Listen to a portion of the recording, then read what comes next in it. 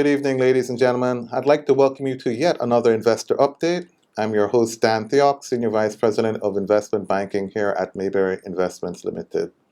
Today we'll have one of our very own investment advisors, Brandon Thomas, joining us. Today we'll be sharing brief but insightful tips on Jamaica Broilers Group and Wisynco.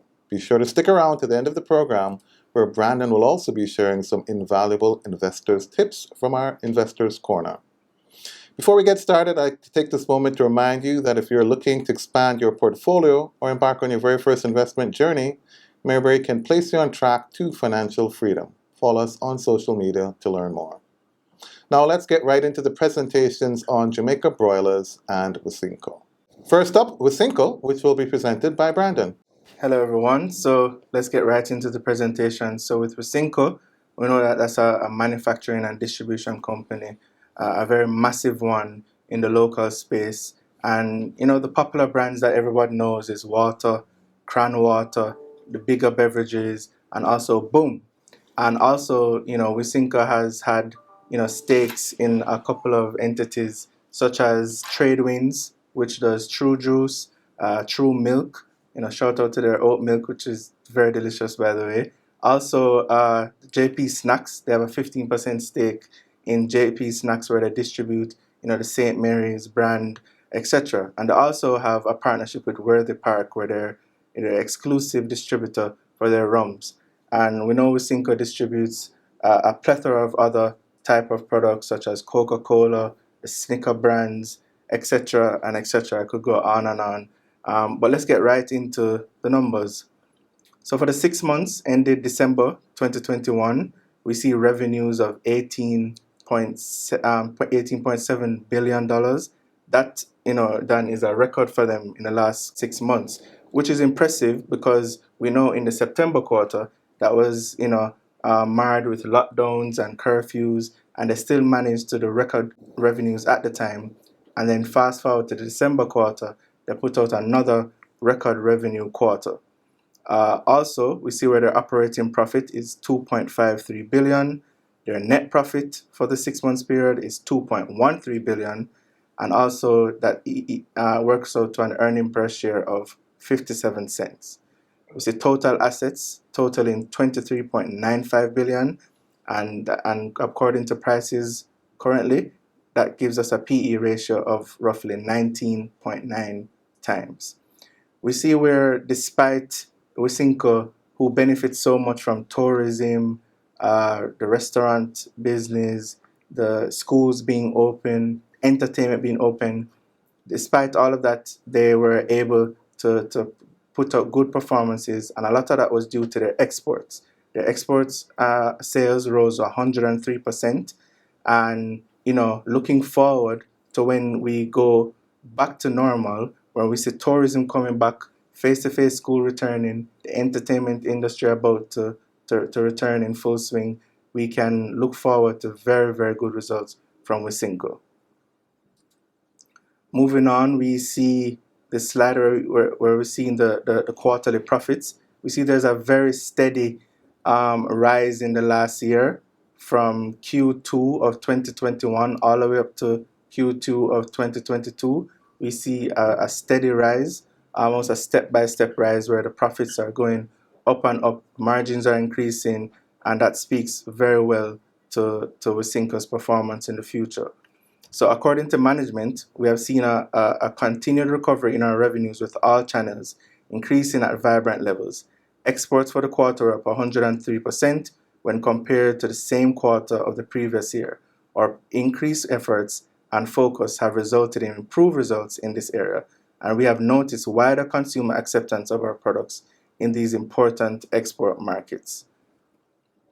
Moving to the next slide, we see the history of the stock price. And if you notice, since COVID, we see where that fell. This is a stock that was trading pre-COVID at about $23 to $24. And now, during COVID, it fell to about 16, went to a low of 14.95, and you know, traded between that bandwidth of about $15 to $16. But now we see on the back of good results, it has traded up to as high as $20 and is now at about 19 $4.75. This is a stock that I'm very bullish on based on the factors that was named before, and I'm looking forward to very good results for them over the course of this year and beyond. Dan, you have any thoughts? Yeah, thanks for that. I couldn't agree more. I think, with 17% growth in revenues and 30% plus growth in profit, this is definitely one to watch as they come out of the pandemic and grow the business in Jamaica more. And we also noted 100% growth in their export business. So Yes. that's exceptional. It's a good one to have in your portfolio. Definitely looking for good things to come.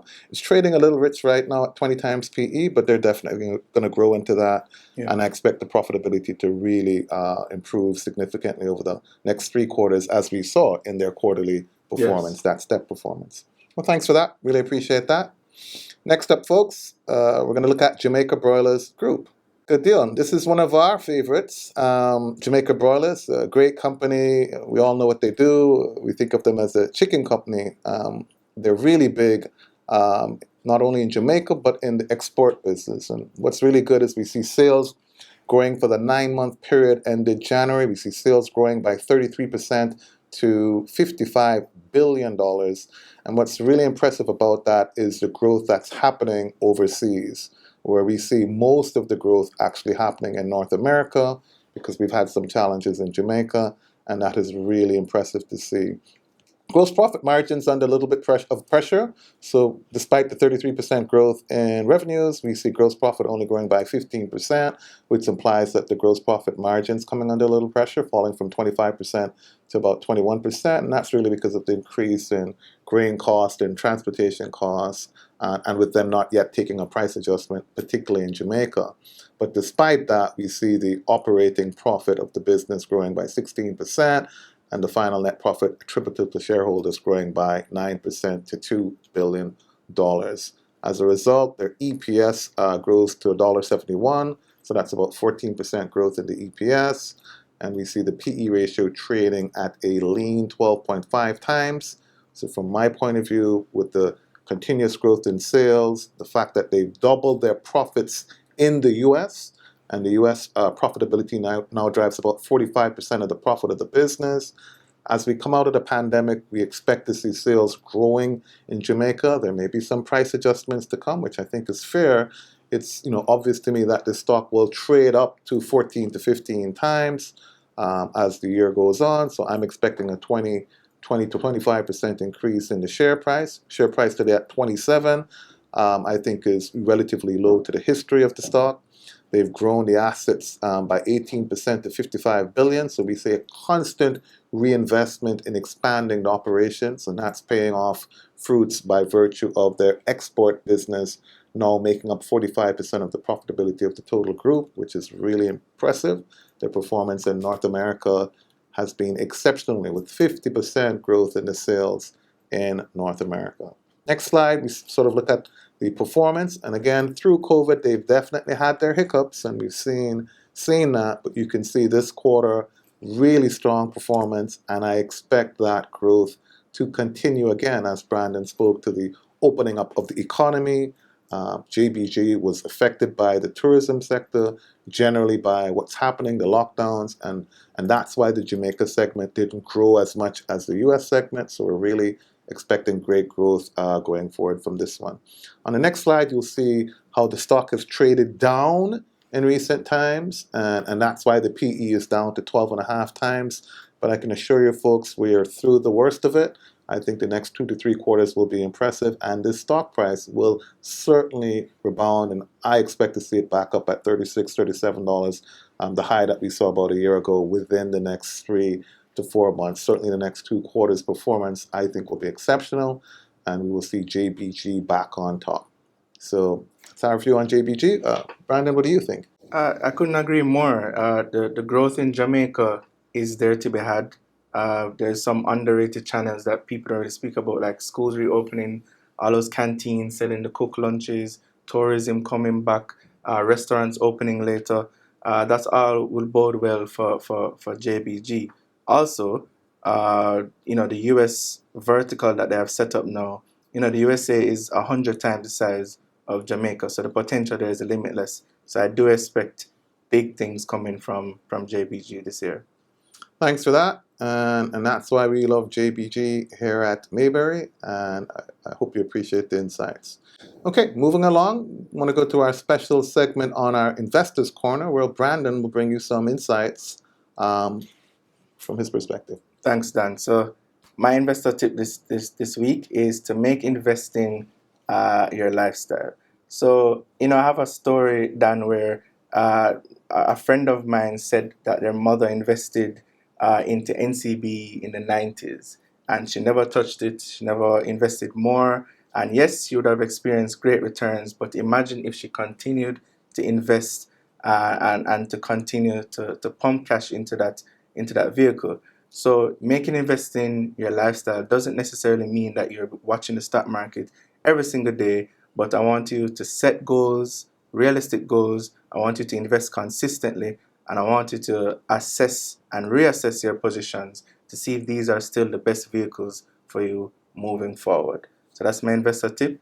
Make it a lifestyle. Investing is not a one-time thing. It should be done throughout your lifetime. Thanks, guys. Over to you, Dan. Thanks for that, Brandon. I definitely could not agree more. It's about consistency and investing for the long run. So while there are definitely good gains to be made from the IPOs, and I see a lot of hype around that, you really have to focus on consistent investment over the long run, and that's what really pays dividends. Well, folks, we want to keep it short and sweet this week. So to our viewers, thank you all for being a part of today's Investor Update. I'd like to also thank my fellow panelist, Brandon Thomas, for his contribution and great insights. Thanks, Brandon. Really appreciate that. Don't miss our Investor Update next week, and be sure to follow us on social media to find out who our next speaker will be. Also, don't forget to subscribe to our YouTube channel, Mayberry Investments Limited. Thank you all for tuning in today. Keep safe. Bye.